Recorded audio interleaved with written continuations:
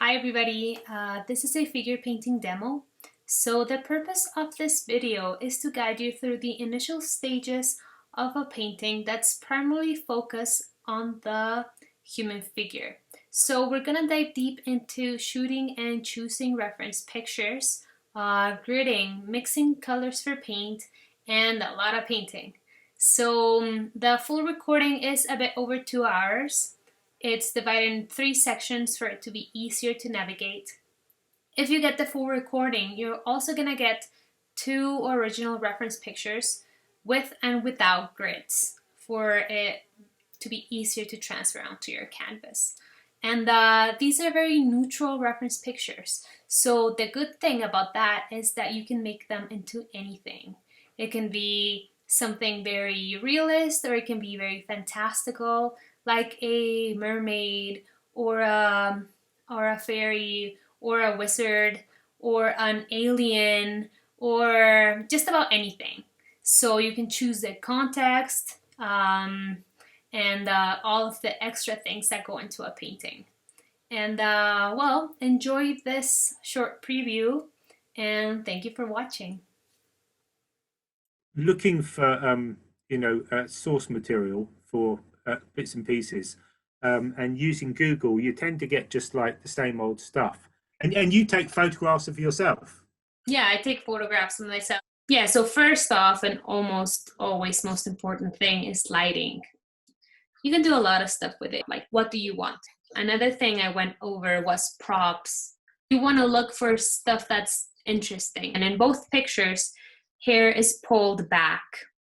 And then you can have as much hair as you want covering her skin, or is the hair blowing with the wind? And then you would transfer that grid onto your canvas. Do you want like a lot of background, or is she gonna be sitting on top of a dragon, or whatever you want to do?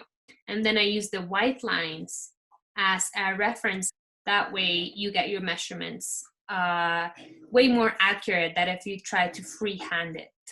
You can have her have anything you want on her hands. Like the light source is on her right, so that's something you should be mindful of when adding a background. And if you want to add like a light source, you can even add like a big brilliant light on her right, like an angel appearing. Yeah, but you want to use more turpentine in the first layers and more oil in the further layers. Lean first. Okay. So, yeah, I'm totally used to acrylics, so I now have to switch. I want. Yeah. So this is my second time with oil, so yeah. Fat over lean, always. Yeah. I do the grid, I do the drawing, and then I paint the background. You're bringing back memories of when I was teaching art in public school. They're gridded all crooked. They came out amazing, but I just had a great memory of that. The leaves are giving this shadow, but that really gives it depth. We'll just keep getting better and better. And eventually you're gonna have more confidence in your hand to do something that's harder. Yeah, I think it's amazing. I never used this technique, and it really surprises me how good it works. Each thing you paint has its own complexities. So roses and plants have something that's particularly hard about them that's completely different from figure painting. But that comes with just painting over and over and over. You start to notice what's off. Okay, so let's just go ahead and start mixing our paints. For skin tones, what we use is like 1 red, 1 blue, 1 yellow, and white. That applies to mostly everything we paint.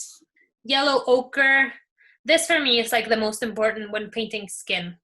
You can use your phthalo blue, but just like a tiny, tiny bit. Skin is so like rainbow. You want the colors to transition very smoothly. Grab some red directly, and then you can go and do those reddish glows. And yeah, right now we're only doing skin.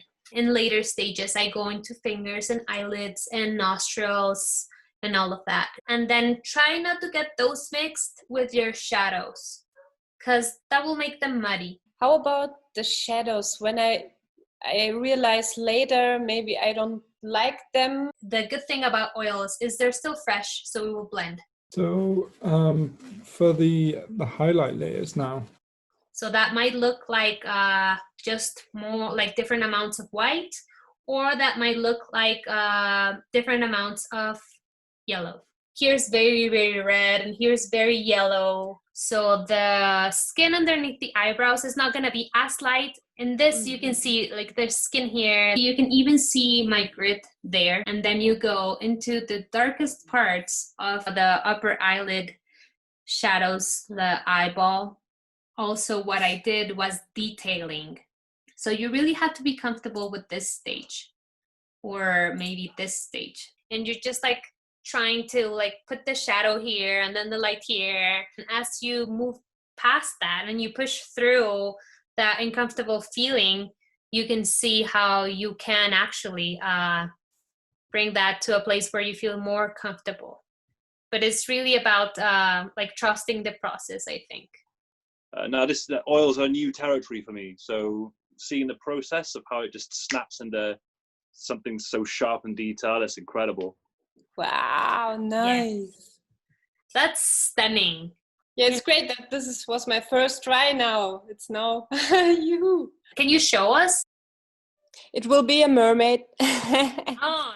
Yeah, how do we get our own styles? I don't know. But that's also very exciting. No, And this then- is just the painting I wanted to paint. And I wouldn't be painting it here if you weren't helping me. because it's a real honor to learn, and like, thank you. You've transmitted it so well. Thank you so much. It was so inspiring and really helpful. I hope I can keep sharing. It is a great gift that we were all given at some point. So hopefully we can share what we know as best we can. Love it.